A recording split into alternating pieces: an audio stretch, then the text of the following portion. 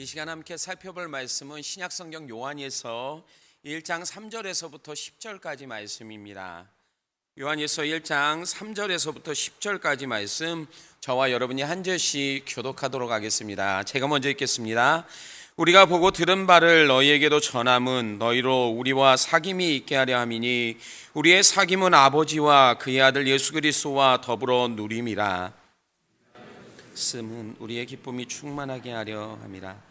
우리가 그에게서 듣고 너희에게 전한 소식은 이것이니 곧 하나님은 빛이시라 그에게는 어둠이 조금도 없으시다는 것이니라. 만일 우리가 하나님과 사귐이 있다 하고 어둠에 행하면 거짓말을 하고 진리를 행하지 아니함이거니와 그가 빛 가운데 계신 것 같이 우리도 빛 가운데 행하면 우리가 서로 사귐이 있고 그 아들 예수의 피가 우리를 모든 죄에서 깨끗하게 하실 것이요 만일 우리가 죄가 없다고 말하면 스스로 속이고 또 진리가 우리 속에 있지 아니할 것이요 만일 우리가 우리 죄를 자백하면 그는 미쁘시고 의로우사 우리 죄를 사하시며 우리를 모든 불의에서 깨끗하게 하실 것이요 만일 우리가 범죄하지 아니었다 하면 하나님을 거짓말하는 이로 만드는 것이니 또한 그의 말씀이 우리 속에 있지 아니하리라. 아멘. 오늘 이 말씀을 통하여서 동행하는 삶이라는 제목으로 함께 은혜를 나누기를 원합니다. 우리는 하루에도 사람들을 통해서 참 많은 말을 듣게 됩니다. 정치, 경제, 건강, 레저 등 정말 다양한 종류의 말을 듣게 되는데요. 이 중에 여러분들은 어떤 종류의 말에 관심을 보이십니까? 여러 이야기들 중에서도 관심이 있는 분야에 대한 사람들의 경험담일 것입니다. 물론 흥미나 자신을 뽐내기 위해 부풀려 말하는 분들도 계시지만 우리는 이 안에서 더욱더 우리의 삶의 또한 경험들을 배우기를 원합니다. 이렇게 하는 이유는 아직 자신이 경험하지 않은 일들을 맞닥뜨릴 때 도움을 얻기 위해서입니다. 특별히 같은 길을 가는 데 있어서 먼저 간 사람들이 남겨놓은 말과 조언은 그 길을 걸어가는 초보자나 익숙하지 않는 사람에게 커다란 도움을 주게 됩니다. 이런 면에서 성경은 구원받은 성도들에게 주님이 가신 길을 알려주는 유일한 책입니다. 이 말씀을 통해 우리는 주님이 걸어가셨던 길을 보게 되고 어떻게 하면 주님이 걸어갔던 길을 따라 걷는 오늘 제목처럼 동행하는 삶을 살아갈 수 있는지를 배울 수 있게 됩니다. 그리고 이러한 삶은 우리의 영혼에게도 큰 도움이 됩니다. 그런 점에서 요한은 이 사실에 대해서 3절에서 이렇게 말합니다. 우리가 보고 들은 바를 너희에게도 전함은 너희로 우리와 사귐이 있게 하려 함이니 우리의 사귐은 아버지와 그의 아들 예수 그리스도와 더불어 누림이라. 본절에서 반복해서 사용하는 말이 무엇입니까? 사귐이라고 하는 말인데요. 여기서 사귐이라는 헬라어 단어는 코이노니아라고 하는 관계를 나타내는 말입니다. 영어 성경에서는 펠로우십이라고 이 단어를 사용하는데 우리는 보통 이 말을 같은 목표와 사상을 공유하는 관계를 나타낼 때 사용합니다. 유독 한국 사람들은 관계의 중요성을 말합니다. 한국 사회에서는 학연, 지연, 출신 등 관계와 연결할 수 있는 모든 것들을 강조합니다. 그런데 이 모습은 단순히 한국 안에서만이 아니라 한국인이 거주하고 있는 해외에서도 발견할 수 있습니다. 아르헨티나에 거주하고 있는 우리 안에도 향유회라고 하는 이름 안에 같은 지역의 출신이 함께 모여 교제하며 사귐을 갖는 모습을 볼 수 있습니다. 그런데 이러한 모임 속에는 연결되는 고리를 벗어나지 못한다라고 하는 제한성을 가지고 있습니다. 그런데 요한이 지금 말하고 있는 이 사귐이라는 말은 사람들이 일상생활에서 만나는 그 사귐과는 좀 다른 의미를 담고 있습니다. 한글 성경에는 그 의미가 확 와닿지는 않는데요. 원문을 보면 이 사귐은 단순히 사람들뿐만이 아니라 하나님과 예수 그리스도에게까지 연결되어지는 사귐임을 나타내고 있습니다. 그렇다면 여기서 말하는 우리와의 사귐이란 앞에서 본 대로 사람들 사이의 관계를 나타내는 사귐이 아니라는 것을 알 수 있습니다. 이 사귐은 복음 안에서의 사귐으로 구원받은 자들이 성화와 영화에 이르도록 하는 예수님과의 사귐을 경험적으로 말하고 있음을 보여주고 있습니다. 이것을 1절과 3절에서 반복적으로 말하는데 요한은 우리가 들은 바요 눈으로 본 바를 3절에서 너희에게 전한다라는 표현을 통해서 지금 나타내고 있습니다. 그렇다면 이 사귐은 믿음 안에서 이루어지는 관계로 성도가 주님과의 사귐을 통해 그분이 주시는 복과 은혜를 누리며 살아갈 수 있도록 한다라는 것을 나타내고 있는 것입니다. 이처럼 복음 안에 살면서 주님과 동행하는 삶이 성도에게 얼마나 중요한 것인지를 오늘 말씀을 통해서 요한이 지금 우리 가운데 나타내고 있는 것입니다. 그렇다면 현재 우리가 주님과 동행하고 있는지를 어떻게 알 수 있을까요? 오늘 말씀을 통해 우리는 세 가지의 질문을 생각해 볼 수 있는데요. 그중 첫 번째 질문은 빛의 자녀로 살아가고 있는가입니다. 요한은 5절에서 하나님이 어떠한 분이신지를 지금 이렇게 말하고 있습니다. 우리가 그에게서 듣고 너에게 전하는 소식은 이것이니 곧 하나님은 빛이시라 그에게는 어둠이 조금도 없으시다는 것이니라. 하나님이 어떠한 분이신지를 말하는데 그분 안에는 어둠이 조금도 없다라고 그는 말합니다. 그런데 이것과는 반대로 주님과 사귐이 있어야 하는 사람들 안에는 죄로 인한 어둠이 가득합니다. 이것에 대해 에베소서 5장 8절에서는 너희가 전에는 어둠이었다라고 말합니다. 어둠은 스스로 밝힐 수 없습니다. 이 어둠을 몰아내기 위해서는 작은 불빛이라도 그 안에 있을 때만이 어둠이 물러가게 됩니다. 그런데 요한은 요한복음 1장 9절에서 참빛꽃 세상에 와서 각 사람에게 비추는 빛이 있었다라고 말하면서 이 빛이 바로 예수 그리스도있음을 우리에게 말하고 있습니다. 그리고 12절에서 영접하는 자 곧 그 이름을 믿는 자에게는 하나님의 자녀가 되는 권세를 주셨습니다. 이것은 구원받은 백성들 안에 하나님이 예수님을 통해 생명의 빛을 주셨음을 나타내는 것입니다. 그런데 이 빛이 가지고 있는 특징이 있는데 그것은 하나님의 자녀로서 이 빛 안에서 날마다 살아가야 한다라고 하는 것입니다. 그래서 바울은 에베소서 5장 8절 마지막 부분에 빛의 자녀들처럼 행하라고 권면하면서 이러한 삶을 통해 나타나는 열매가 있다라고 우리에게 말합니다. 바로 9절 말씀의 빛의 열매는 모든 착함과 의로움과 진실함이 그것입니다. 이처럼 참빛 되신 주님 안에 살 때 반드시 이러한 열매가 삶 가운데 맺혀지게 된다라고 지금 이야기하고 있는 것입니다. 이것은 갈라디아서 5장에서 말하고 있는 성령의 열매와도 연결되어지고 있는 것입니다. 그러나 반대로 여전히 어둠 속에 살고 있다면 우리는 삶 가운데 아무런 열매도 맺을 수 없다라는 것을 또한 에베소서 5장 11절에서 말하고 있습니다. 너희는 열매 없는 어둠의 일에 참여하지 말고 도리어 책망하라. 어둠의 일을 참여할 때 그 가운데는 아무런 열매가 없다라는 것을 지금 말하고 있는 것입니다. 따라서 우리가 주님 안에서 열매를 맺기 위해서는 오늘도 예수님과 동행하는 삶을 살아갈 때만이 이러한 일이 가능하다라고 이야기하고 있는 것입니다. 자신의 삶을 통해 보여주신 대로 이 안에서 우리가 살아갈 때 빛의 자녀로서의 삶을 살아갈 수 있다라고 말하고 있는 것입니다.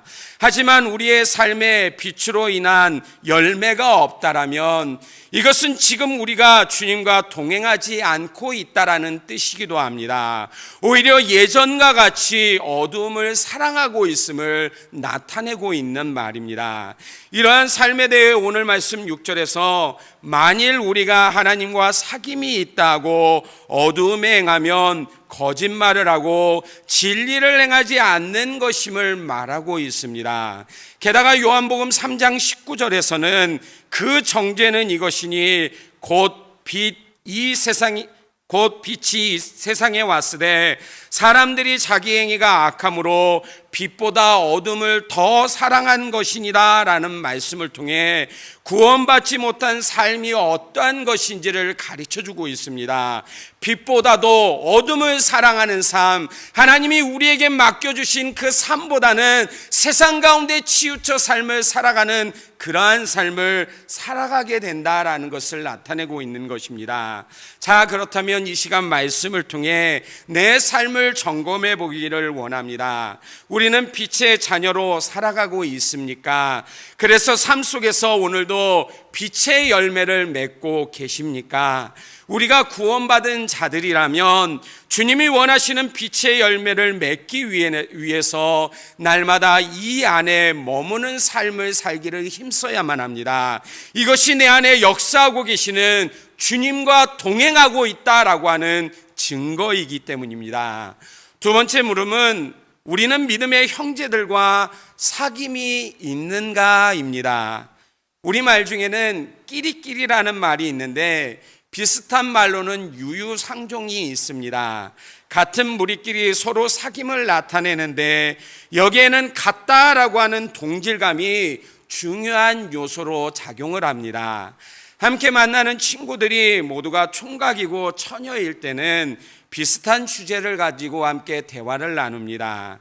그러다가 이 속에 결혼한 사람이 생기고 또한 아이가 있는 가정이 생기게 되면 이 안에는 끼리끼리 모이는 모습이 생겨나게 됩니다.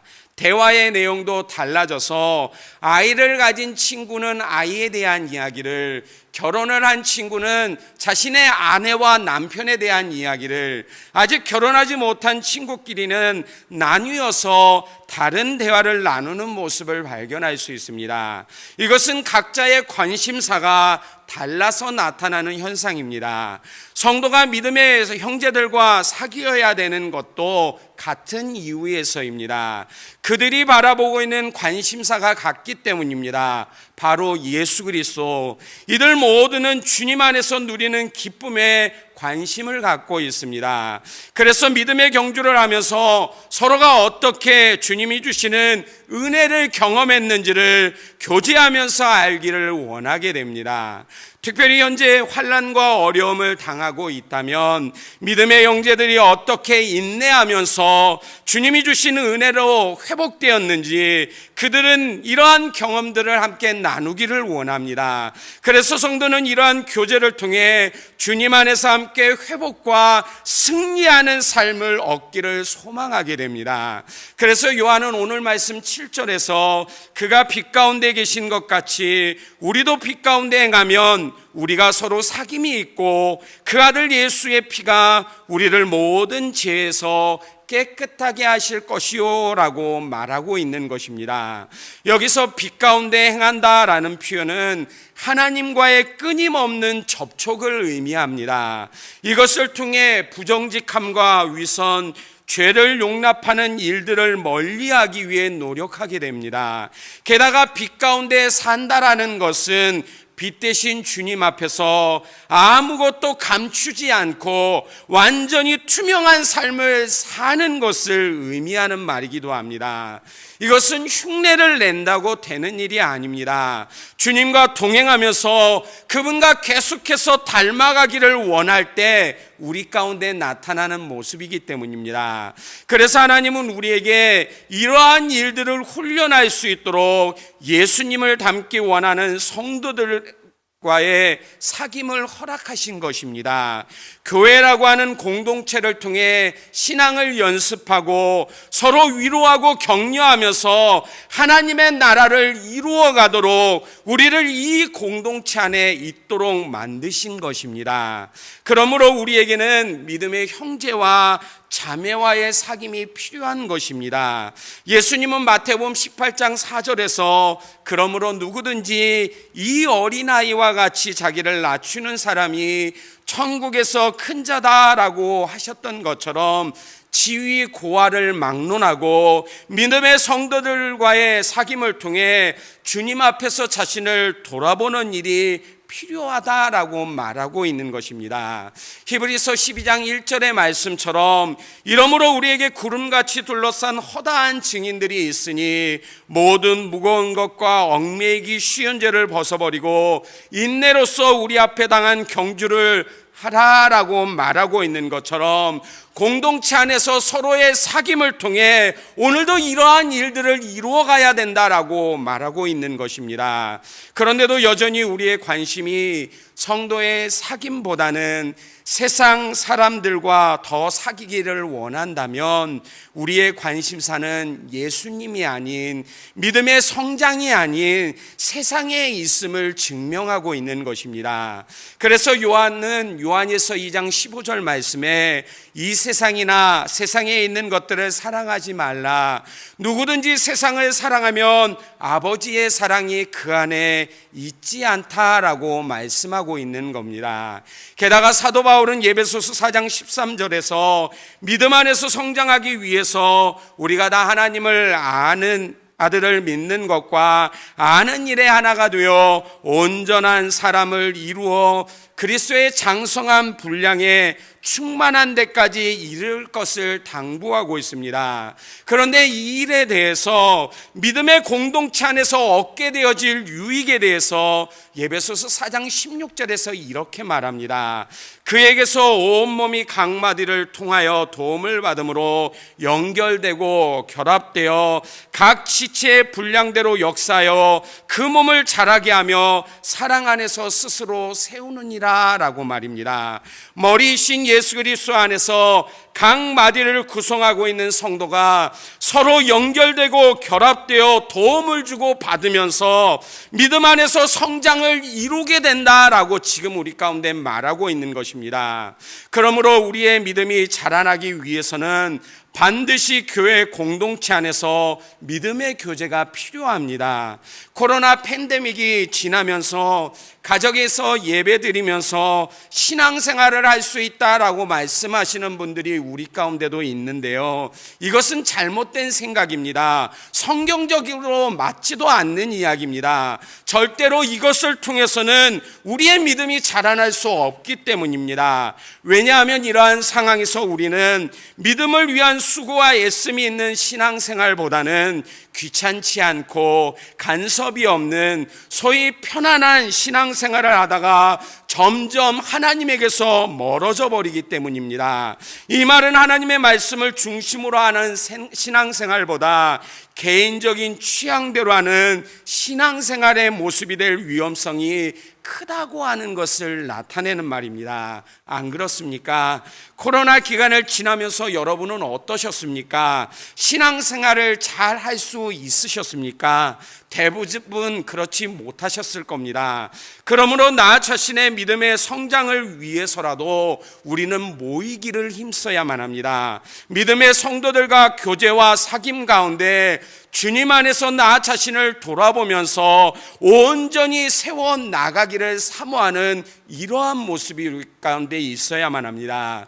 히브리서 10장 24절과 25절에 서로 돌아보아 사랑과 선행을 격려하며 모이기를 패하는 어떤 사람들의 습관과 같이 하지 말고 오직 권하여 그 날이 가까움을 볼수록 더욱더 그리하라라고 이야기합니다. 마지막 때가 가까울수록 모이기를 패하는 사람들이 늘어난다라고 말합니다. 그러나 믿음을 갖고 있는 성도들은 오늘도 이 모임을 통하여서 예수 그리스도를 배우고 서로를 격려하고 위로하면서 교회를 더욱더 세워나가는 이러한 삶의 모습이 있어야 된다라고 지금 말하고 있는 것입니다. 오늘도 우리 안에 이러한 모임을 더욱더 강조하면서 함께 모이는 삶을 통해 더욱더 교회를 세워나가고 우리의 믿음을 세워나갈 수 있는 베델교회 모든 성도들이 될 수 있기를 주님의 이름으로 간절히 축원합니다. 마지막 질문은 모든 죄에서 자신을 지키고 있는가입니다. 물론 이것은 조금 어렵고 힘든 질문일 수도 있습니다. 왜냐하면 우리는 주님의 은혜로 구원받았지만 여전히 죄의 유혹에 넘어지고 그 속에서 죄를 먹고 마시고 있기 때문입니다. 그런데 이러한 상황에서도 우리가 반드시 기억해야 될 것이 있습니다. 그것은 비록 우리가 죄 가운데 머무는 일은 있지만 절대로 죄에게는 성도를 주관하는 권세가 없다라는 것입니다. 이 말은 죄가 우리를 지배하지 못한다라고 하는 뜻입니다. 그 이유는 그리스도의 죽음과 부활로 이루신 그분의 진정한 연합 때문에 이와 같은 결과가 우리의 삶 가운데 나타났기 때문입니다. 그런데도 거룩하신 하나님의 자녀라고 하는 우리가 계속해서 넘어지는 이유는 새로운 신분을 온전히 이해하지 못하고 있기 때문입니다. 우리 안에 있는 옛 본성이 가진 무지와 무능력 때문에 여전히 죄의 유혹에 넘어지고 있는 것입니다. 그래서 요한은 우리에게 믿음 안에서 죄를 죽이는 싸움을 끝까지 해야 된다라고 말하고 있습니다. 그 이유는 내 안에 여전히 예수님께서 계시기 때문입니다. 우리가 잘 아는 말씀인데요, 우리 같이 9절 말씀을 함께 읽어보도록 하겠습니다. 9절 말씀입니다. 같이 읽겠습니다. 만일 우리가 우리의 죄를 자백하면 그는 미쁘시고 의로사 우리 죄를 사하시며 우리를 모든 불의에서 깨끗하게 하실 것이요. 아멘. 이 말씀이 나타내고 있는 의미가 무엇입니까? 성도의 삶이란 죄를 부인하는 것이 아니라 죄를 고백하는 삶임을 나타내고 있는 것입니다. 특별히 우리의 죄를 자백한다라고 하는 이 말은 하나님 앞에서 우리의 행위와 생각이 잘못되었다는 것을 인정하는 것입니다. 그리고 하나님께 이것을 고백하면서 용서를 구하고 다시는 반복하지 않겠다라고 하는 결단을 하는 것임을 말해주고 있습니다. 그래서 어거스틴은 죄의 고백이란 죄로 어두워진 사람들의 삶에 빛 자체인 진리가 이미 비추기 시작했다는 표시라고 말하고 있습니다.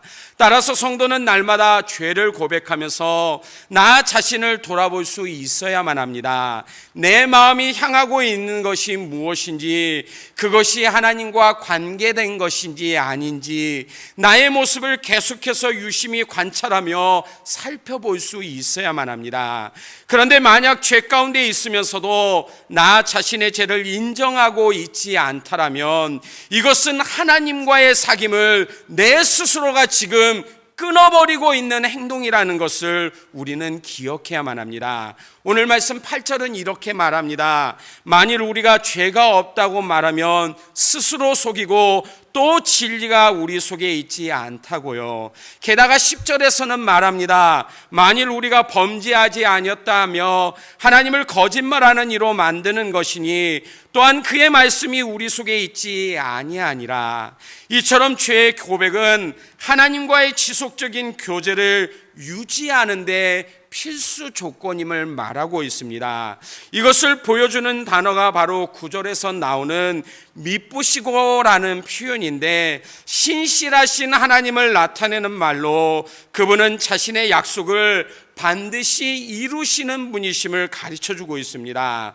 하나님은 자신의 백성을 용서하시고 그들과 친밀한 교제를 유지하기를 원하십니다. 이 일은 우리 앞에 놓인 죄의 잔해를 모조리 제거할 때만이 일어날 수 있는 일입니다. 그리고 죄를 없애는 것은 이것 그것에 대한 고백을 통해서만이 가능케 되어지는 것입니다. 게다가 이것은 하나님의 의로우심을 오늘도 우리에게 보여주고 있습니다. 죄의 싹은 사망인데 여전히 이것이 남아있고서는 그분과 교제할 수도 그분 앞에 나갈 수도 없는 것이 우리입니다.